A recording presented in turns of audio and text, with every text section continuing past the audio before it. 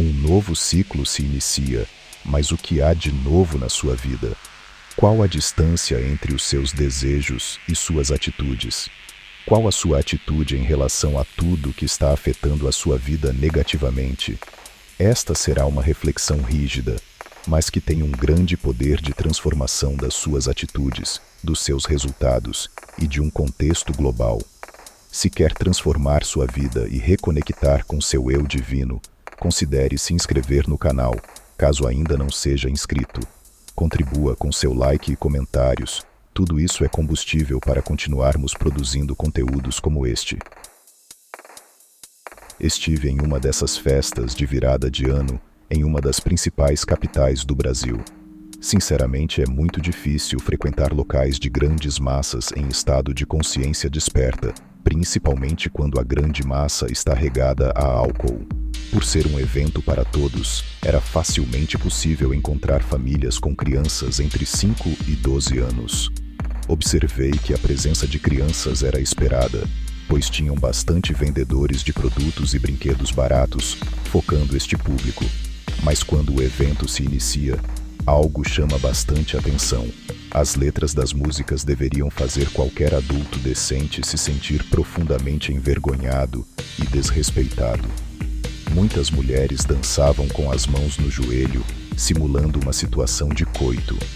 Observei ao redor e a naturalidade das pessoas frente àquele tipo de situação era absoluta. Observei os pais que haviam levado suas pequenas crianças para aquele ambiente. Eles seguiam de forma natural, conversando, enchendo os copos, bebendo e dançando. Nenhum deles estavam desconfortáveis com toda a vulgaridade, palavrões e conotações sexuais pronunciadas livremente durante o show. No dia seguinte, em um famoso ponto turístico na orla marítima, eu observava o comportamento de todas aquelas pessoas. O local era fortemente policiado. Havia um grupo de policiais fazendo revista em um grupo com comportamento suspeito. Em cada canto havia música de baixíssima procedência. Enquanto circulava, era possível perceber que os assuntos do dia 1º de janeiro eram os mesmos do ano anterior.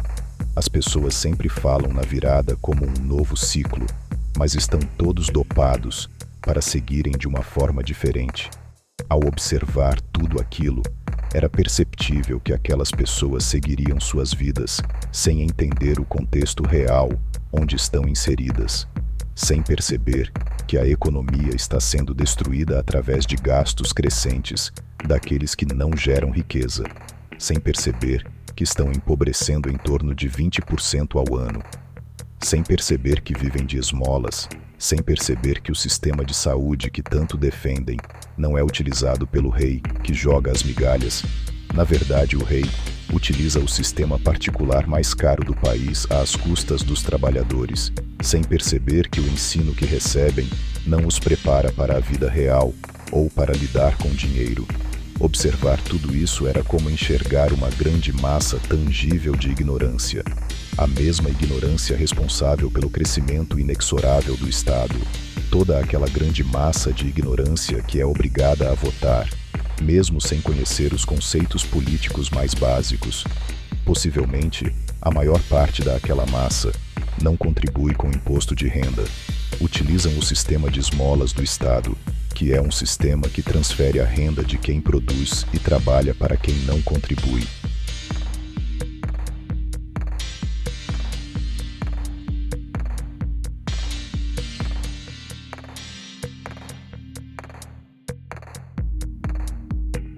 Dentro da história oficial divulgada, o ser humano nunca evoluiu moralmente. A raça humana sempre se degenerou, mesmo levando em consideração os textos considerados no cristianismo, onde a raça humana é expulsa do Éden.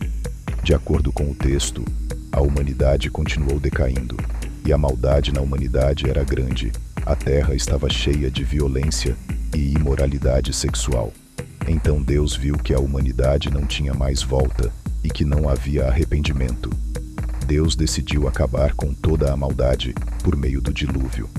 Seguindo os relatos descritos no Novo Testamento, as igrejas, naquela época, já estavam corrompidas, como pode ser vistos em trechos de Mateus 23. Então Jesus disse às multidões e a seus discípulos: os mestres da lei e os fariseus ocuparam o lugar de intérpretes oficiais da lei de Moisés.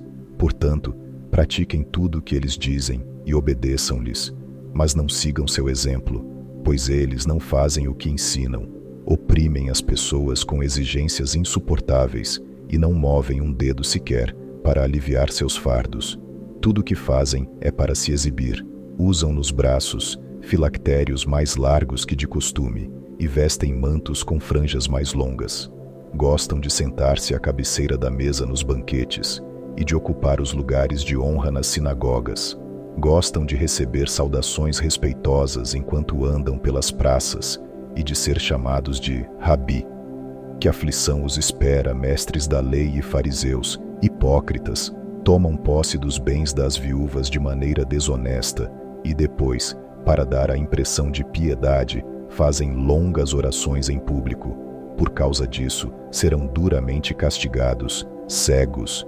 O que é mais importante, a oferta sobre o altar ou o altar, que torna a oferta sagrada. Que aflição os espera, mestres da lei e fariseus, hipócritas, tenham cuidado de limpar a parte exterior do copo e do prato, enquanto o interior está imundo, cheio de ganância e falta de domínio próprio. Fariseus cegos, lavem primeiro o interior do copo e do prato, e o exterior também ficará limpo. Mais adiante, em Mateus 27, temos mais uma demonstração do nível de moralidade da humanidade que escolhe o ladrão frente ao Messias bíblico. E foi Jesus apresentado ao governador, e o governador o interrogou, dizendo: És tu o rei dos judeus? E disse-lhe Jesus: Tu o dizes. E sendo acusado pelos principais dos sacerdotes e pelos anciãos, nada respondeu. Disse-lhe então Pilatos: Não ouves quanto testificam contra ti? E nem uma palavra lhe respondeu, de sorte que o governador estava muito maravilhado. Ora, por ocasião da festa, costumava o governador soltar um preso, escolhendo o povo aquele que quisesse. E tinham então um preso bem conhecido, chamado Barrabás. Portanto, reunindo-se eles, disse-lhes Pilatos: Qual quereis que vos solte? Barrabás ou Jesus, chamado Cristo? Porque sabia que por inveja o haviam entregado. E estando ele assentado no tribunal, mandou sua mulher dizer-lhe: Não entres na questão desse justo, porque num sonho muito sofri por causa dele. Mas os principais dos sacerdotes e os anciãos persuadiram a multidão que pedisse Barrabás e matasse Jesus. E respondendo o governador, disse-lhes: Qual desses dois quereis vós que eu solte? E eles disseram: Barrabás. Disse-lhes Pilatos: Que farei então de Jesus? Disseram-lhe todos: Seja crucificado. O governador, porém, disse: Pois que mal fez ele? E eles clamavam ainda mais, dizendo: Seja crucificado. Então Pilatos, vendo que nada conseguia, antes o tumulto crescia, pegando água, lavou as mãos diante da multidão, dizendo: Estou inocente do sangue deste justo. Isso é convosco. A humanidade escolhe o mal todos os dias. A maldade já inicia a partir do momento que a humanidade escolhe um rei para governar as suas vidas. Pessoas ignoram a realidade vista pelos próprios olhos para acreditar na palavra do mentiroso. A maior parte das pessoas escolhem ceder aos seus instintos mais básicos frente aos sentimentos e ações mais nobres e de longo prazo. A maior parte das pessoas transferiram suas responsabilidades para agentes de um estado altamente corrupto. Elas se afastaram do divino que há nelas. Isso foi ensinado nas escrituras cristãs em João 14. Em verdade lhes digo que aquele que crê em mim fará também as obras que faço, fará coisas ainda maiores do que estas, porque eu vou para o Pai. Nos ensinamentos da tradição religiosa Vaishnava, Krishna ensina que dentro de cada um existe um sol, uma estrela, uma centelha divina ou flor mística, Cada um a percebe de uma maneira. É ela que nos identifica com o nosso parentesco divino. É essa centelha que nos conecta diretamente com a proposta divina e com a nossa essência real. No budismo, o estado búdico é um estado de iluminação perfeita e completa, alcançado por um Buda.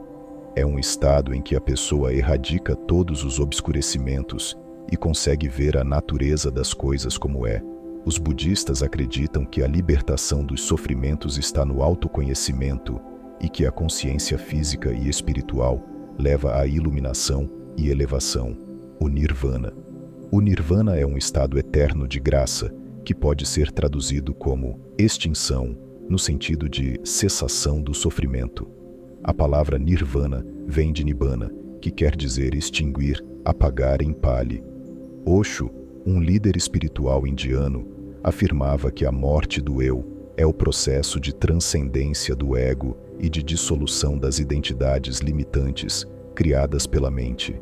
Ele ensina que o ego é uma construção ilusória, fruto de condicionamentos sociais e psicológicos, e que ele nos separa da verdadeira essência do ser. A morte do eu é necessária para alcançar uma consciência mais elevada, permitindo-nos viver em estado de unidade com o todo, livres de apegos, medos e julgamentos. Esse processo envolve aceitação, meditação e entrega ao momento presente.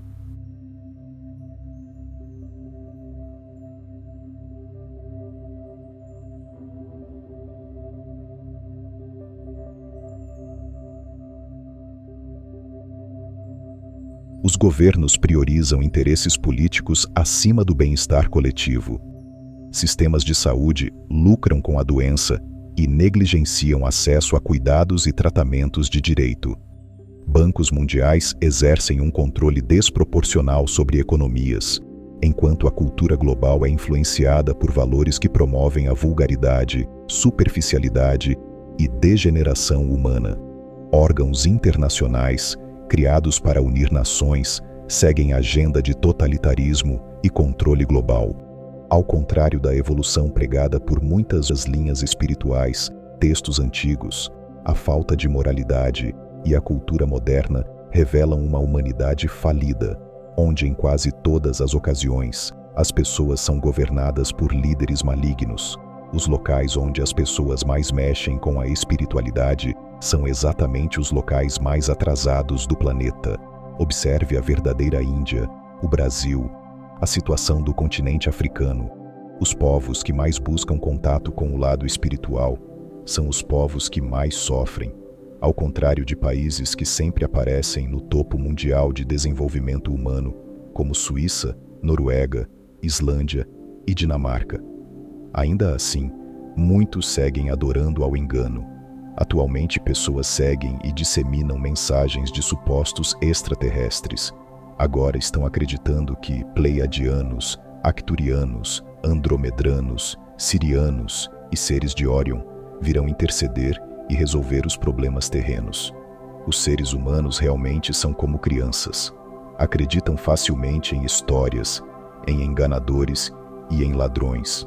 Pelo visto, a grande e esmagadora maioria da humanidade continua escolhendo Barrabás todos os dias, e essas mesmas pessoas debocham de todos aqueles despertos que tentam sinalizar toda esta mentira que foi difundida durante todas nossas vidas.